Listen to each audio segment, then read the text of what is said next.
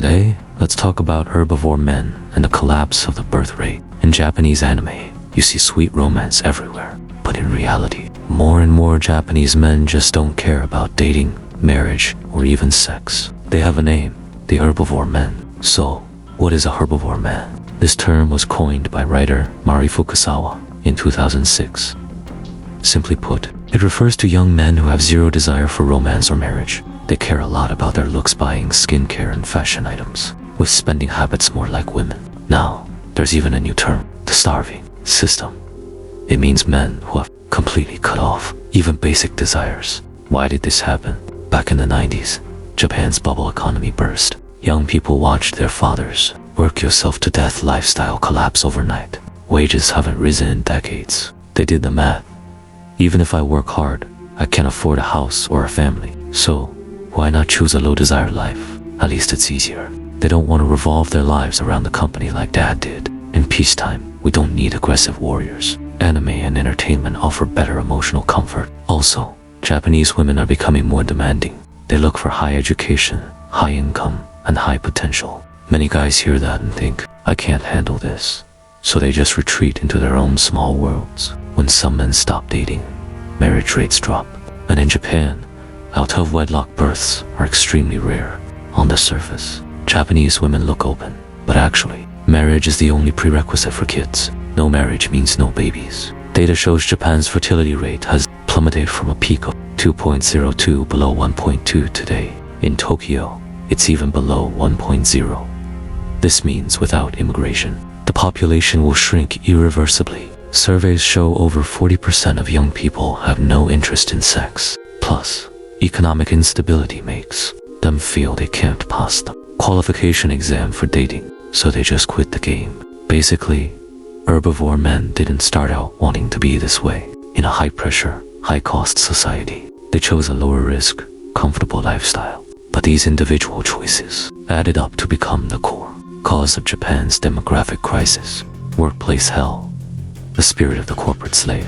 Take a look at the Japanese workplace. Leaving at 10 p.m. might even be considered early. This corporate culture is silently killing people's desire to have children. So, how crazy is this overtime culture? The law sets a maximum of 45 overtime hours per month, but companies completely ignore this rule. Working over 100 hours of overtime a month is just business as usual.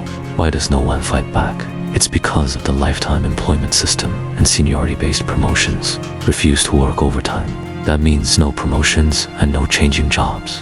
All that waits for you is isolation. Why does no one dare to switch jobs? Because there's a cruel, unwritten rule in Japanese workplaces.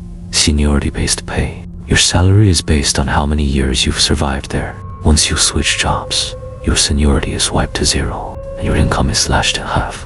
Plus, corporate slaves in big companies often only master skills like how to follow internal procedures. Once they leave the company, these skills are completely worthless in the real world. On top of that, the entire family relies on his single paycheck. They want to leave but can't. So they have no choice but to chain themselves to their desks. Take the case of Matsuri Takahashi, a fresh graduate at Dentsu, for example. In 2015, after working over 100 hours of overtime for several consecutive months, she chose to end her life. Her suicide note read, "I really can't take it anymore." This incident instantly ignited public outrage across Japanese society. As a result, men are firmly locked into their companies. There's also the economic golden handcuffs. Although the regular salary might not be high, big Japanese companies usually offer generous pensions and housing allowances, but only if you work until retirement. If you leave halfway, this huge sum of money is gone. For the sake of this payout, they have to swallow their pride and endure it, because they exhaust all their energy at the office. When they get home, they can only act as absentee fathers who do nothing.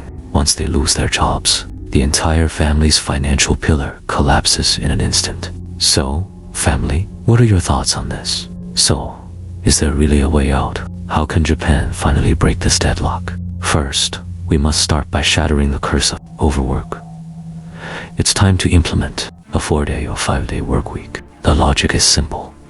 If we give people back their own time, maybe they'll finally have the energy to date and actually live their lives. The real cure, however, requires a complete overhaul of our social mindset. At the end of the day, Saving the birth rate isn't about forcing people to have babies. It's about building a society where young people no longer live in fear of the future.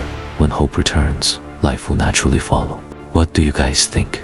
Do you believe these measures can truly save Japan? Or is it already too little, too late? But let's be fair. We can't just blame women for being demanding. Japanese women are waking up. 2. They are highly educated and financially independent. They look at their mother's generation, married to absentee fathers, who only bring home a paycheck but never show up for family life, and they think, is this really what I want? Why would a woman choose a marriage that lowers her quality of life? Why take on all the housework and childcare alone while her husband is chained to his desk? So, it's not just men opting out. Women are refusing to settle for a traditional marriage that feels more like a burden than a partnership.